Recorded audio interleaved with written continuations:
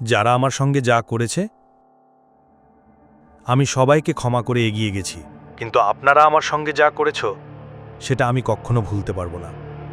তাই প্লিজ আমাকে আর বিরক্ত করবেন না।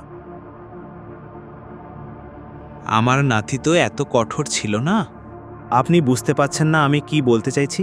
আমি আমার জীবনে এখন খুশি। আমার আর আপনার সঙ্গে কোনো সম্পর্ক নেই। আপনারও আমার সঙ্গে আর কোনো সম্পর্ক নেই। আপনি কেন আমাকে আবার সেই জায়গায় ডাকছেন যেখানে আমি শুধু কষ্ট পেয়েছি, কেঁদেছি? তোমার কি একটুও দেখতে ইচ্ছা করে না আমাকে? একবার দেখা করো, কে জানে আর কতদিন বাঁচব। ইয়াশবর্ধন ভালো করেই জানত তার ছেলে যতই কঠিন কথা বলুক এই বিষয়ে সে গলে যাবে। নকশ জেদি হতে পারে কিন্তু নিষ্ঠুর নয়। ঠিক আছে, শুধু শেষবারের মতো